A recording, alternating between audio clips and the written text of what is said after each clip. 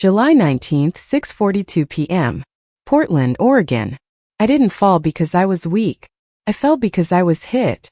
Hot tomato sauce slid down my cheek, warm at first, then turning sticky as it mixed with a thin thread of blood from a fresh cut near my hairline.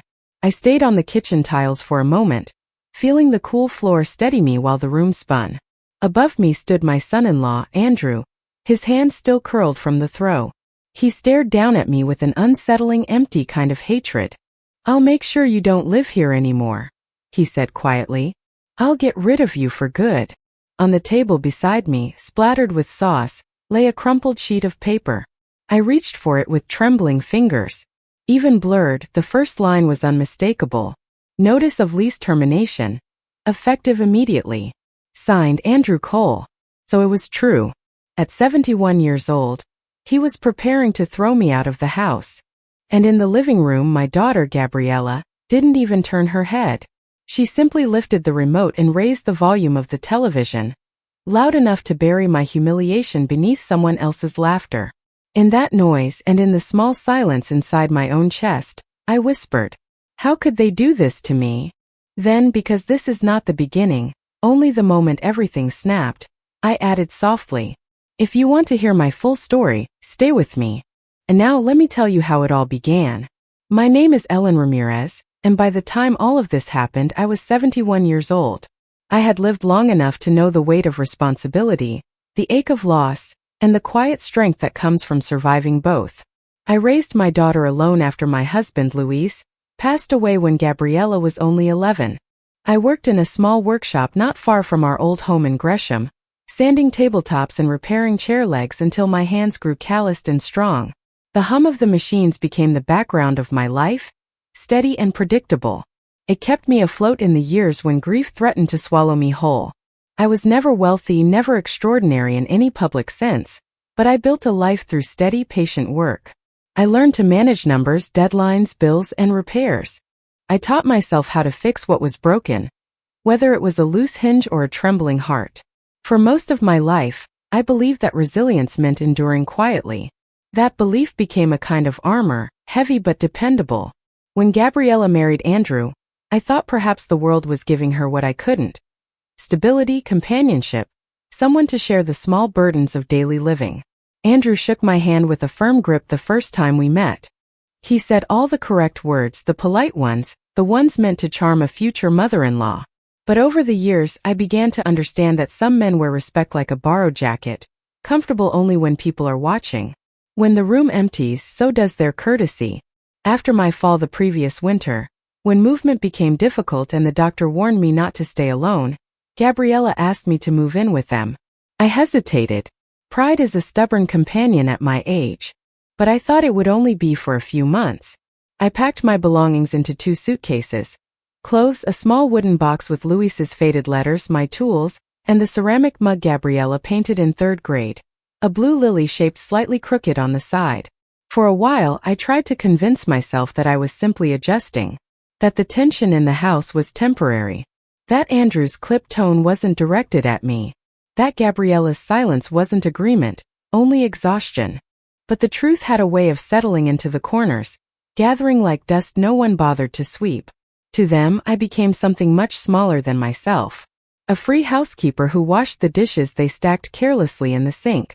A quiet shadow who stayed in her room so the living room remained uncluttered. A woman expected to say yes before the question even left their mouths. Someone who owed them her silence because I lived under their roof, as Andrew liked to phrase it. They forgot who I was before I stepped into their world. They forgot how many years I worked to keep a roof over Gabriella's head. How many nights I stitched our lives back together when everything seemed fragile. Gabriella, my only child, had once been a girl who painted flowers on scrap wood in my workshop while I sanded tabletops.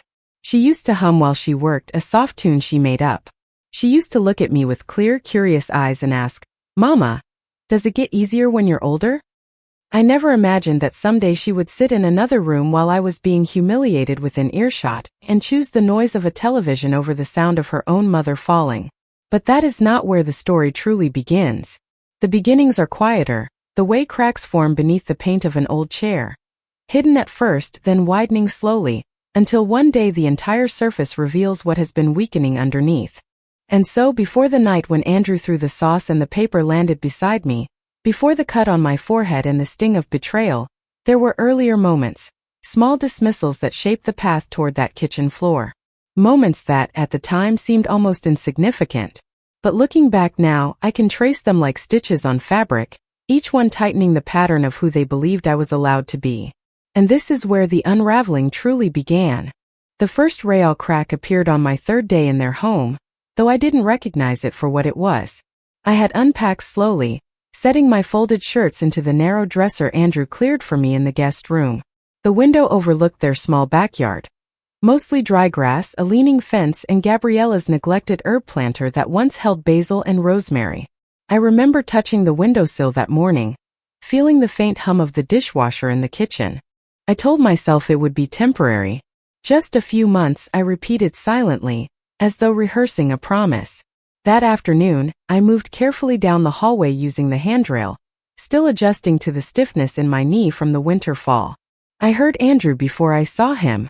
He was pacing near the kitchen island, speaking into his phone with sharp, clipped words about deadlines and someone messing up the numbers again. When he ended the call, he exhaled loudly, the kind of sigh meant to announce frustration to the whole house. He looked at me then, only briefly, and gestured toward the dining table where my small stack of mail rested. "Rule number 1, he said, tapping the table with 2 fingers. "Don't get in the way." I gave a polite smile, assuming he didn't mean anything harsh. "Of course," I said. "I'll try not to disturb anything." He didn't return the smile. He didn't even blink.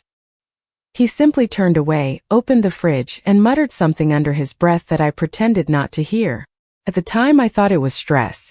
Everyone has days when their tone sharpens more than intended. But the way he said it, flat, factual, as if establishing his authority, settled in my chest with an unease I pushed aside too quickly. I didn't want conflict. I didn't want to be a burden. Those thoughts were stitched into me after years of doing everything myself. That evening I tried to make myself useful. I offered to help prepare dinner. Gabriella gave me a tired smile and said, "Maybe just rest tonight, Mama. Andrew's had a long day." She spoke softly, but her shoulders were already tense, drawing inward the moment he entered the room. "Rest?" Andrew echoed behind her. "Good idea." His eyes moved across the counter, the cupboards, then finally landed on me. "Just stay out of the way while we cook. This kitchen gets crowded." It was a wide kitchen. I could have stretched my arms without touching a thing. But I stepped back anyway, leaning against the doorway, keeping my breathing quiet. I watched as the two of them sliced vegetables in silence. The cutting board thudded rhythmically. The overhead light buzzed faintly. The smell of onions and garlic warmed the air, but I felt strangely cold. When Gabriella passed him the salt, he took it without looking at her. She flinched barely, but enough for a mother's eyes to notice. Later, when we sat down to eat, Andrew corrected the way I held the serving spoon, insisting it should be angled differently so the sauce didn't drip. He said it as though instructing a careless child. Gabriella set her fork down, her fingers tightening around the handle. She didn't defend me. She didn't defend herself. She simply lowered her gaze and chewed quietly, the way someone learns to survive in a house where arguments echo longer than apologies. That night, in the guest room, I sat on the edge of the bed with my ceramic lily mug wrapped between my palms. I listened to the house settle, the creak of floorboards, the faint hum of the fridge downstairs, the muted rise and fall of their voices behind the master bedroom door. I couldn't make out the words, only the tone. Frayed, frustrated, resigned. I told myself again that it was temporary. Healing takes time. I reminded my reflection in the small mirror above the dresser. And people under stress can say unkind things without meaning them. But lying there in the dark, listening to the distant vibration of a closing door, I felt a quiet truth forming, thin as a hairline crack, but present all the same. This house did not want me in it. Or rather, he didn't. And Gabriella, she was already too used to disappearing into silence. The weeks that followed settled into a rhythm I didn't choose but learned to endure. Small remarks, small shadows, small corrections, each one too minor to justify a confrontation on its own, yet together heavy enough to bend the spine of the days. I moved through the house quietly, careful with each step, careful with each breath, as though the walls themselves were listening for a misstep. Andrew had a way of entering rooms without really entering them. His presence always arrived first, sharp as the click of his dress shoes on the hardwood floor. One morning, I was carrying a basket of folded towels toward the hall closet. My knee was stiff, the kind of stiffness that comes with cold mornings and age. I walked slowly, steadying myself along the wall.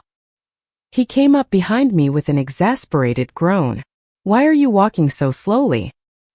he asked, brushing past me as though I were a misplaced piece of furniture. "If you move like that all day, nothing will ever get done on time." I murmured something polite, habit, not agreement. But the comment stayed with me like a bruise. Another day, I rearranged the dishes after rinsing them, trying to follow the system I thought they used. I placed the bowls on the left side of the cabinet, thinking it was logical. When Andrew opened it later, he froze. "You arranged the dishes wrong," he announced, moving them back one by one, each placement louder than necessary. "If you're going to touch things, at least do it right." He didn't look at me as he said it. He never looked at me during these smaller humiliations. He looked at the objects he was correcting, as if the problem lived solely in the porcelain. Gabriella was in the kitchen that afternoon. She stood by the sink drying a mug, her expression tight. She didn't speak. She didn't intervene. She didn't even offer a glance in my direction. Her silence filled the space like another person standing between us. Later that week, I tried to freshen the guest room. I dusted the dresser, wiped the window with a soft cloth, and opened the door just enough to let air drift through the hallway. When I stepped out, Andrew was waiting near the living room. "Don't touch my things," he said. His tone wasn't raised, but it held a finality that chilled me. I wasn't sure what he meant, but I nodded anyway. It was safer to nod. His voice followed me as I walked back to my room. "You're useless if you can't follow simple instructions." The words didn't strike loudly, just steadily like repeated taps of a hammer. Enough taps and even strong would eventually cracks. But what hurt far more, what lodged deepest beneath the ribs, was Gabriella's quiet.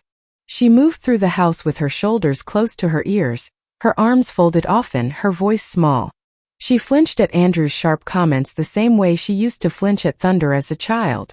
Except now, instead of running to me for shelter, she simply went still, like someone bracing for whether they believed they couldn't escape. Sometimes, late in the evening, she would sit at the dining table with her sketchbook open but untouched, pencil resting in her hand, pages blank. When I passed by, she would close the book quickly, offering a thin smile. "Just tired, Mama." But her eyes had lost the brightness they once carried, that little spark she inherited from her father when he used to tell her stories about building things that lasted. I wished I could reach her, shake her gently by the shoulders, remind her of the girl she once was. But I also knew that stepping in too soon, too directly, might make things worse. Andrew watched her closely, watched both of us. So I stayed still and observant. I moved like a careful guest in my own daughter's home. Every night, before bed, I held the ceramic lily mug she painted years ago. The paint had chipped along the rim, but the flower still bloomed crookedly and beautifully across the side. It grounded me. It reminded me that there had been a time when love in this house was uncomplicated and full. But tension grows like vines when left unchecked. It curls around doorframes, wraps around sentences, settles inside breath. And in that house, tension had begun to grow from floor to ceiling. I didn't know then how much further it would go. I only knew that the ground beneath us was shifting, quietly but steadily, and soon something would break. The day everything truly shifted did not announce itself with thunder. It arrived quietly on a gray Tuesday morning, wrapped in junk mail and supermarket flyers. I had gone down to the lobby to collect the mail like I always did, leaning on the handrail as my knee protested each step. The hallway smelled faintly of dust and old coffee. Outside, the sky hung low over Portland, that familiar soft blanket of clouds that made everything look flatter, calmer than it really was. Our mailbox was near the bottom row. I bent slowly, one hand on the metal edge, and pulled out the small stack. A pizza coupon. A cable bill. A glossy postcard promising miracle vitamins. And then an envelope heavier, printed with my full name in clean black letters. L&M. Ramirez. No current resident. No or occupant. Just me. There was a return address for a law firm downtown that I didn't recognize. For a moment I thought it must be some mistake. Lawyers did not send letters to women like me without a reason, and I could not think of any. I carried the mail upstairs, feeling the paper press against my palm like a small stone. In the kitchen, I set everything on the table and reached for the kettle out of habit. Boil water first, read bad news after. That had always been my way.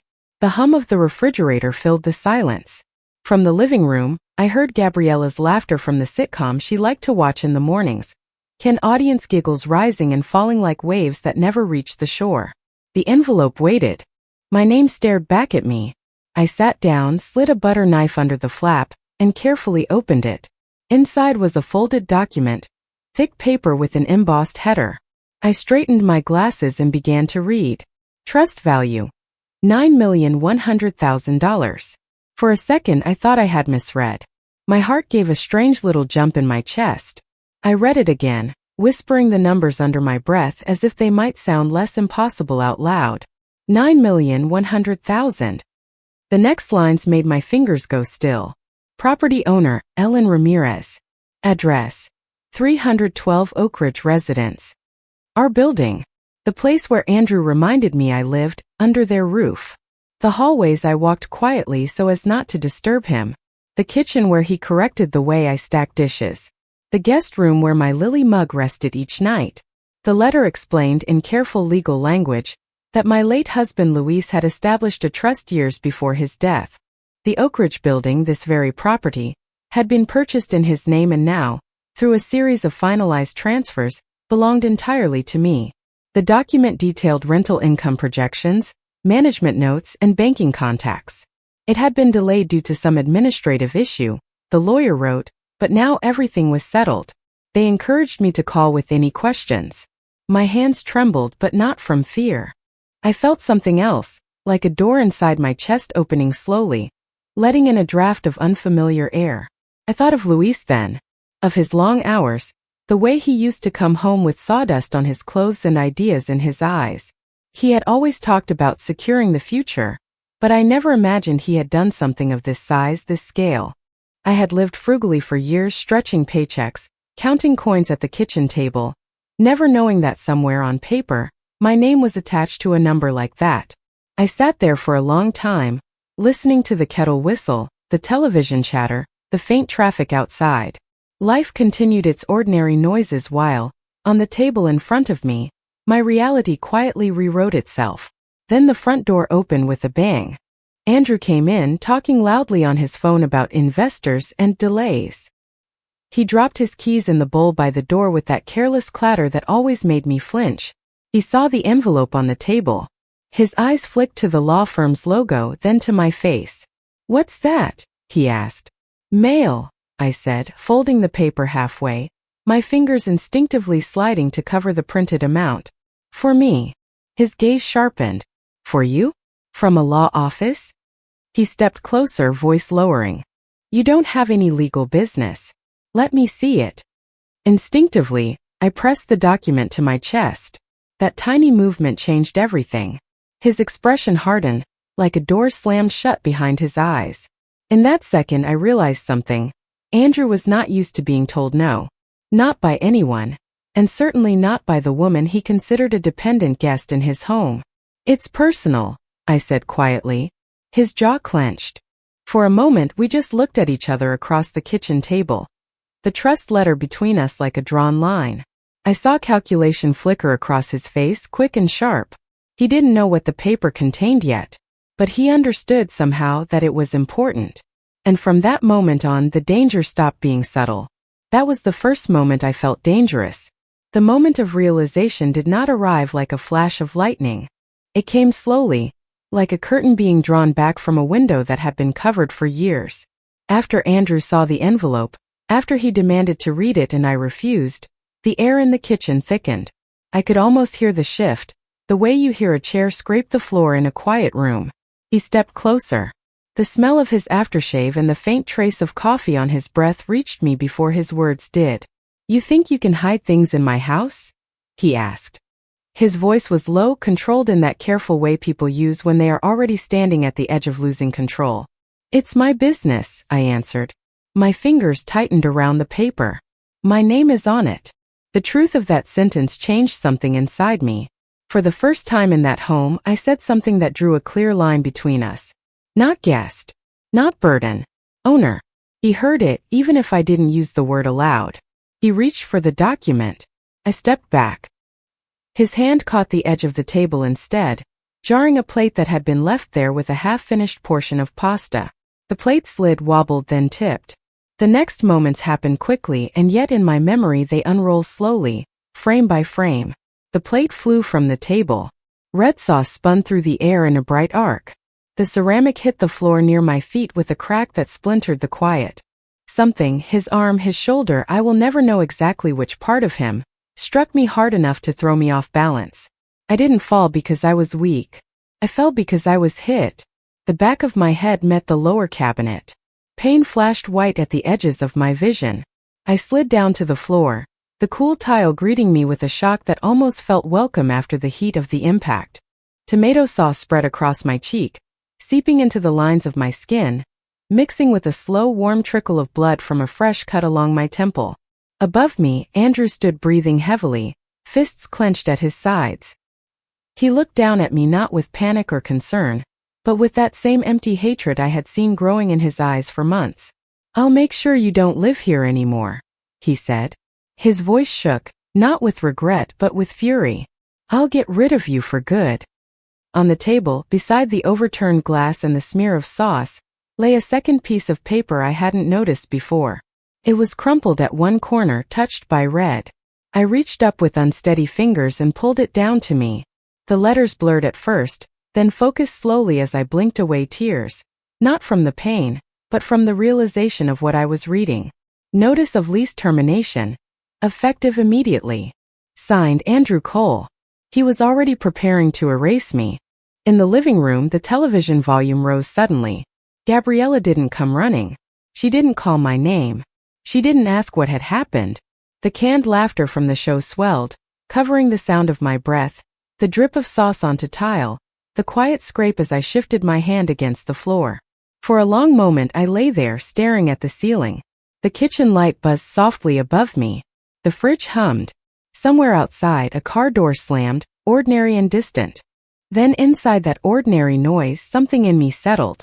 I saw with a clarity I hadn't allowed myself before, the full picture. My husband's trust in my name, this building legally mine, the man towering over me in a house he believed he ruled, my daughter choosing the safety of denial over the risk of facing the truth. I tasted the metallic tang of blood at the back of my throat and knew one simple thing. If I stayed, this would only get worse. I slowly pushed myself up, one hand against the cabinet, the other still clutching the trust letter. The room wavered for a second, then steadied. I wiped my cheek with the edge of my sleeve, feeling the sticky mixture of sauce and blood. It didn't matter. Stains could be washed. Some decisions once made could not be undone. I looked at my old suitcase in the hallway, still half unpacked after months, as if a part of me had always known I would not stay forever. I walked toward it, each step deliberate. "This ends today," I whispered. And for the first time in that house, my voice belonged entirely to me. I did not shout. I did not threaten. The realization settling over me was quiet. For months I had told myself I was fortunate just to have a bed here, that I owed them gratitude and silence. But the paper in my hand told another story. I owned it all. In the bathroom, I rinsed the sauce from my face and dabbed at the cut until the water ran clear. The woman in the mirror was older, but her gaze was steady. I folded the trust letter and slipped it into my handbag, close to my heart, as if tucking away a small flame. Then I went to the hallway, wrapped my fingers around the suitcase handle, and closed it with a soft, final click. The decision, once it settled in me, was quiet. No screaming, no dramatic speeches, no slamming of doors.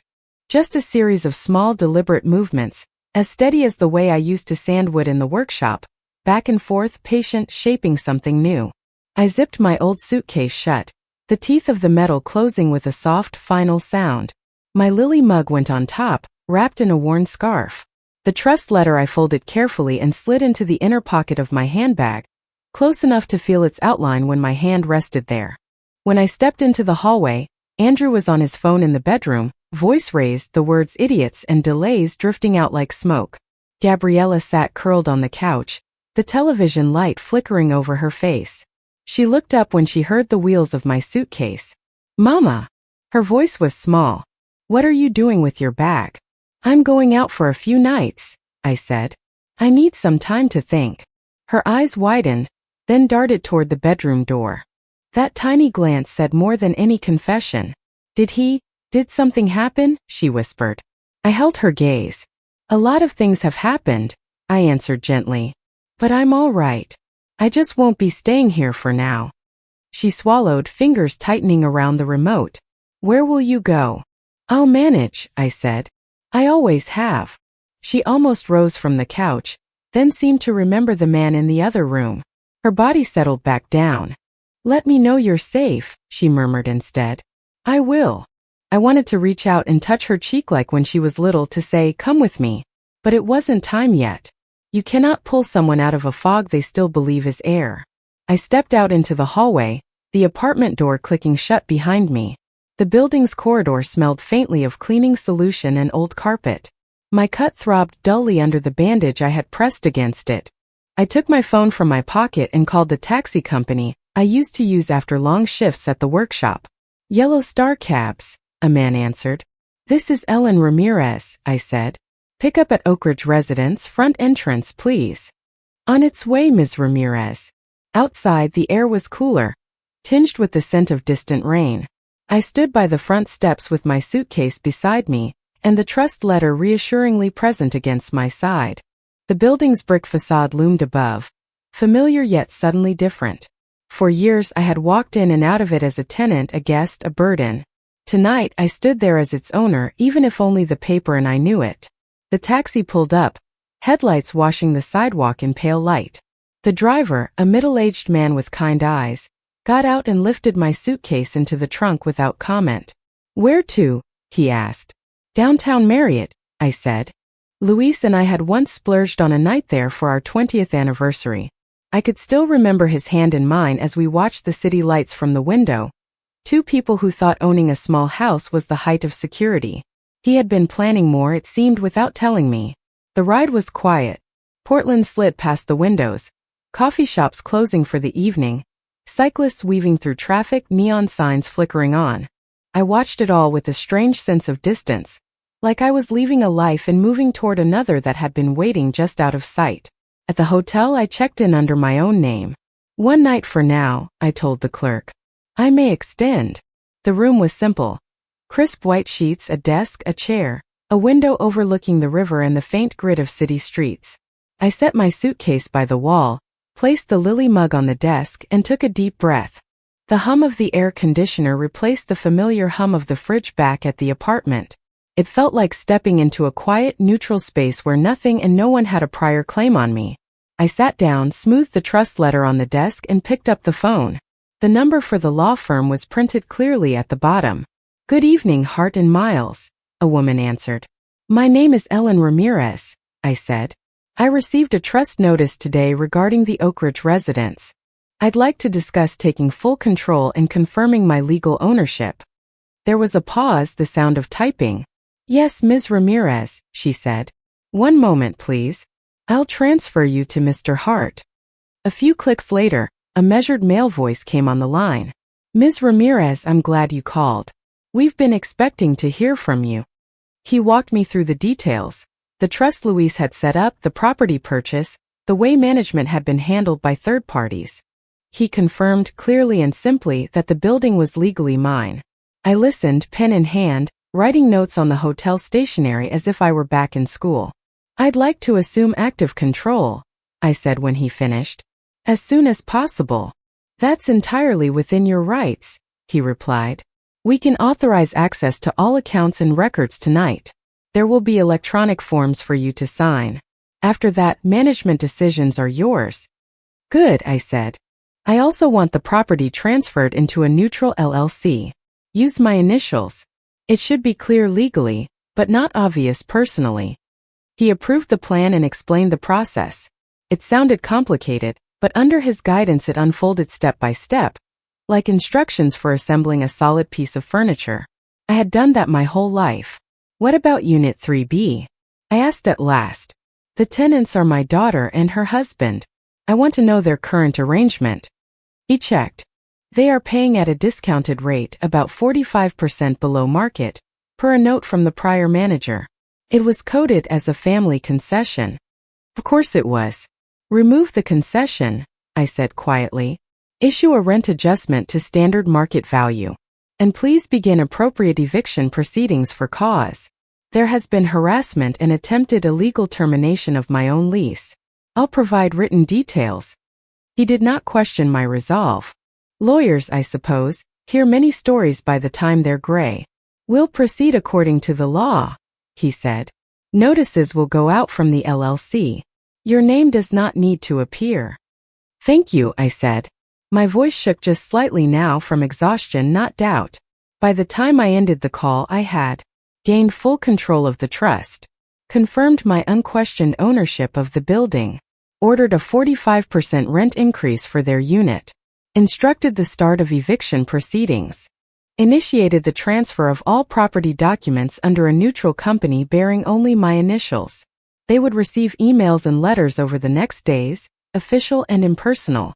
To Andrew, it would look like the faceless hand of business tightening around him. He would rage at management, at the market, at bad luck. What he would not know, at least not yet, was that the hand adjusting the numbers, signing the forms, and drawing the boundaries was the same hand he had tried to push to the kitchen floor. Mine. The first email went out 2 days after I left, at 8:03 in the morning.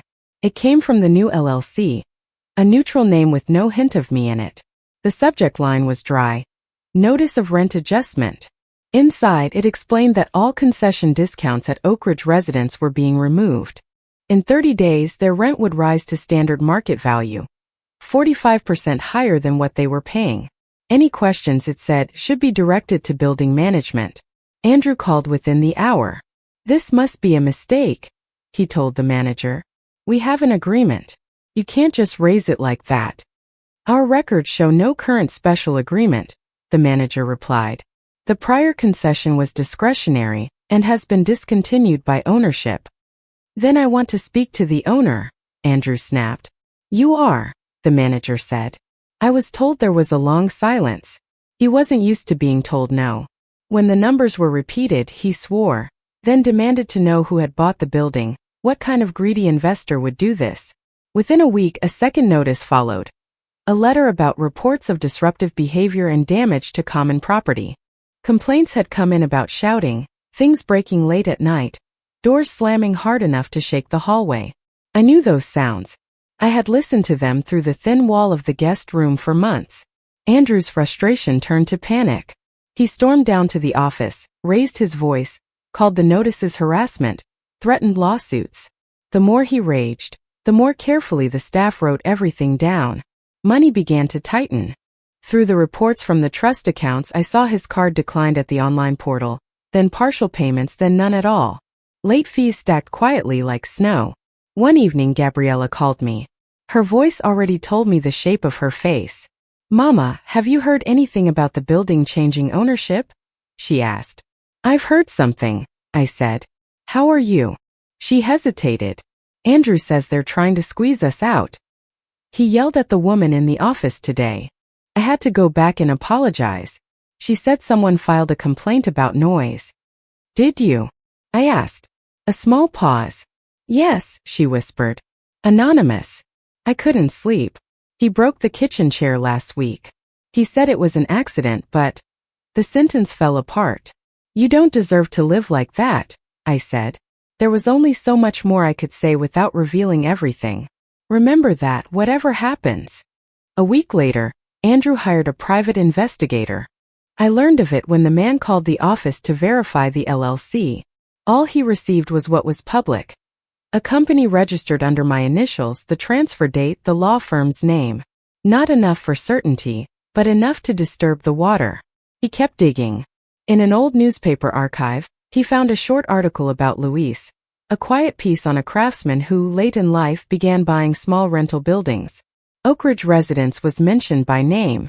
When Andrew saw the copy, he went pale, the investigator later told the manager. The dates matched. The building matched. The initials matched. The realization washed over him in one cold wave.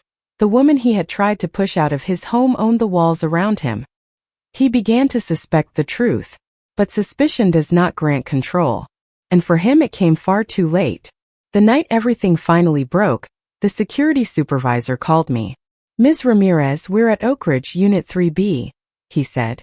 "You asked to be notified of any serious incident." "Is my daughter safe?" I asked. "She's shaken." Your son-in-law raised his hand at her. A neighbor intervened and called us. "I'm coming," I said. When I stepped off the elevator, the hallway outside 3B was crowded. 2 security officers, a neighbor in slippers, Gabriella with red eyes, Andrew pacing. He froze when he saw me. "Is this a joke?" he demanded. You're behind all this?" "No," I said. "I'm in front of it. You lived in my home. And tonight you're leaving it." The officers gave him the final notice: termination for cause, immediate removal required. He shouted, argued, tried to push past them, but the paper in their hands weighed more than his anger. That night he left with 2 duffel bags and a face twisted by disbelief. Within weeks, an internal review at his firm uncovered the quiet fraud he had used to hide his own mistakes. His position disappeared. So did the salary he had always treated as proof that he was above consequences. A month later, my phone buzzed with a message from an unfamiliar number. "Ellen, please forgive me. I have nowhere to go." I read it once. Then I pressed delete. I did not need to read the rest. I set the phone down beside my lily mug and let the quiet settle. Mercy, I decided, did not mean opening the door again. Sometimes it simply meant refusing to walk back into the fire. That is it. In the weeks that followed Andrew's departure, the apartment felt strangely hollow, as if a heavy piece of furniture had finally been removed and the air was learning how to move again.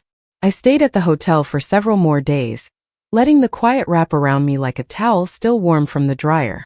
Every morning, I made tea in the little kettle by the window and held my lily mug with both hands. I watched the river below and breathed in a way I hadn't allowed myself to breathe in that apartment. Not shallow, not careful. Full. Gabriella called often.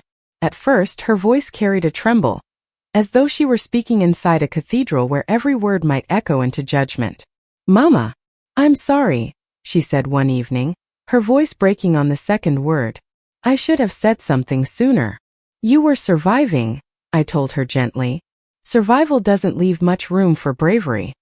She cried then quietly, the way she used to when she was a child who didn't want anyone to hear. I listened without pushing, letting her find her own pace, her own breath. Without Andrew's presence, she moved back into herself with small, hesitant steps. She reopened her sketchbook. She began painting again. Little watercolors of fruit and windowsills and coastal cliffs, things filled with light. She enrolled in 2 evening classes at the community college, art history and ceramics. When she told me, her voice carried something I hadn't heard in a long time: possibility. The eviction completed smoothly, legally, cleanly, without emotion. He had no grounds to contest it. By the time his belongings were removed and the locks changed, he was already unraveling elsewhere. Job lost, reputation damaged, the center he had built for himself collapsing from his own weight. I didn't look for updates. The world has its own way of turning consequences into direction. I visited the apartment only once after that, accompanied by an employee from building management. The rooms felt lighter, the air easier to breathe. I collected the few things I had left behind. An old sweater, a tin box of sewing needles, a small wooden frame holding a picture of Gabriella at 8 years old with missing front teeth. I stood in the doorway of the guest room, the room where I learned silence so deeply it almost became a second skin, and felt no grief, only release. When everything was settled, I called the real estate agent I had worked with years ago. "I'm ready to buy something small," I said. "Quiet. Sunny. Somewhere warmer." A month later, I signed the papers on a modest house in San Diego. A pale stucco building with a narrow porch and a backyard just big enough for a lemon tree. I planted the tree myself, pressing the soil down gently around the roots, the California sun warming the back of my neck. The scent of citrus leaves brought back memories of summers long gone. Days when Luis would peel lemons with his pocket knife and hand me slices dipped in sugar. With part of the trust income, I created a small foundation, nothing large, nothing loud. Just enough to help women who were dismissed, controlled, or spoken over the way I once was. We offered grants for temporary housing, legal consultations, community workshops. I never put my name on it. I didn't need recognition. I just needed the work to exist. Gabriella visited often. She would bring her paints and set them on my kitchen table, where the afternoon light came in strongest. She laughed more now. Not nervously, not in apology, just freely. She spoke of future plans, exhibitions, a certificate program she wanted to pursue. She left her sketchbook scattered across my couch, her sandals by the door, her bright energy filling the house in a way that felt like healing. One afternoon, as we stood outside watering the lemon tree, she said softly, "Mama, how did you know when it was time?" I looked at the small green fruit growing on the branches, still hard, not yet ready. "There's a moment," I said, "when staying becomes heavier than leaving. When your silence protects someone else and harms you. When that moment arrives, you choose yourself." She nodded slowly, letting the words settle. "I'm glad you did." "So am I," I whispered. "And I'm glad you're choosing yourself now too." San Diego nights are gentle. Sometimes I sit on the porch in the cool air, listening to the distant sound of neighbors talking, children laughing, a dog barking down the street. I wrap my hands around my lily mug, still chipped, still blooming, and breathe in the scent of lemons growing stubbornly and brightly in my yard. I am not the woman who whispered excuses to herself in a dark guest room. I am not the woman who folded inside someone else's anger. I am someone rebuilt quietly, piece by piece. My life now is steady, simple, mine. A warm house. A chosen peace. A daughter returning to her own strength. A future I never expected to claim. And when I close the door each night, turning the knob gently, I feel it, not fear, not tension. Just freedom. In the quiet of my new home, I often find myself standing by the lemon tree, watching the leaves shift gently in the coastal wind. There is a softness to life now. A steady rhythm I once believed belonged only to younger years or easier roads. But it turns out peace does not arrive by chance. It arrives when we choose it, slowly, deliberately, sometimes painfully. I used to think strength meant enduring, absorbing, outlasting. I stayed silent so others could stay comfortable. I folded myself into corners of rooms, convinced that gratitude required disappearing. But strength, I've learned, is not measured by what we endure. It is measured by what we refuse to accept any longer. When I walked out of that apartment with my old suitcase and my chipped lily mug, I did not feel powerful. I felt tired. But tired women have changed their lives before, and that day I became one of them. Each step since then, signing the documents, drawing the boundaries, planting the tree, has been a small act of returning to myself. Gabriella is finding her way now. Sometimes she visits with new paintings, her laughter filling the kitchen the way morning sun fills the window. We don't speak often about the past. Healing does not always require retelling. It only requires room to breathe. As for Andrew, his absence is its own kind of closure. I don't wish him harm, only distance. Some lessons are learned by losing what was taken for granted. If this story touched a familiar place in you, if you've ever been quiet too long, or stayed where your voice was not welcome, know this: your life can still become your own again. And if you want to hear more stories where silence becomes strength, you belong here. Stay with me.